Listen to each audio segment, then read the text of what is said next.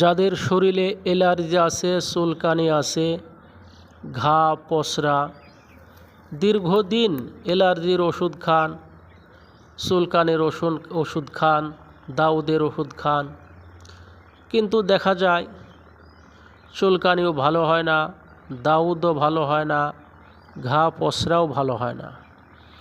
এই যে শীতের দিন আসতেছে, যাদের অ্যালার্জি আছে তাদের পায়ের লোকগুলো ব্যথা করবে, হাতের আঙ্গুলগুলো ব্যথা করবে, পায়ের আঙ্গুলগুলো ব্যথা করবে, হাত ফুলে যাবে, পায়ের আঙ্গুল ফুলে যাবে। তো অ্যালার্জি অনেক প্রকার। যাদেরই অ্যালার্জি আছে, চুলকায়, খাওজায়, হাত পায়ের আঙ্গুলগুলো ফুলে যায়, ব্যথা করে।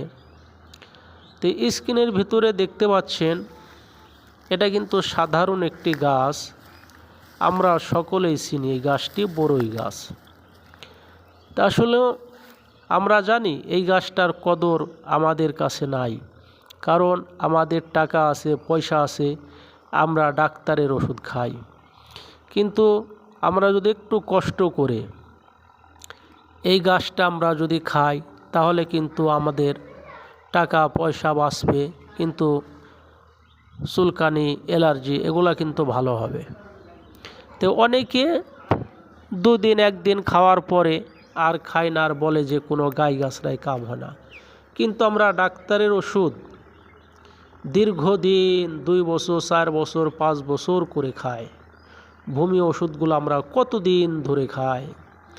ডায়াবেটিসের ওষুধ মরার আগ পর্যন্ত খাইতে হবে, অথচ আমরা কোনো কবিরাজির ওষুধ, কোনো ইমাম সাহেবের পানি পড়া, হুজুরের পীর সাহেবের পানি পড়া আমরা 2 দিন 3 দিন খাওয়ার পরে বলি কি যে আমাদের রোগ ভালো হলো না।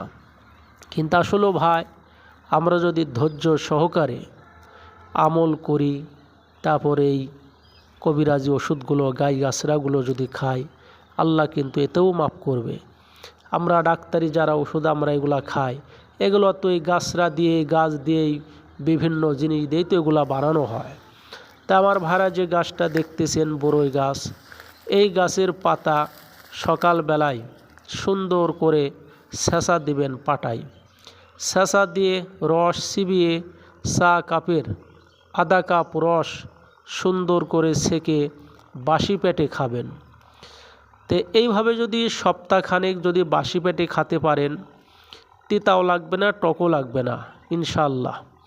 তো এইভাবে যদি আপনারা প্রতিদিন আধা কাপ করে এই বড়ই পাতা রস খান, আল্লাহ তাআলা কিন্তু আপনাদের অ্যালার্জি, চুলকানি মাফ করে দেবেন ইনশাআল্লাহ। আর বিভিন্ন ধরনের কবিরাজি চিকিৎসা করা হয়, পুরুষের গোপন রোগ, মহিলাদের গোপন রোগ, জিন ছাড়ানো, ভূত ছাড়ানো। আপনারা যোগাযোগ করবেন, স্ক্রিনে ফোন নাম্বার দেওয়া থাকবে। আপনাদের উপকার করার জন্য আমি চেষ্টা করব ইনশাআল্লাহ।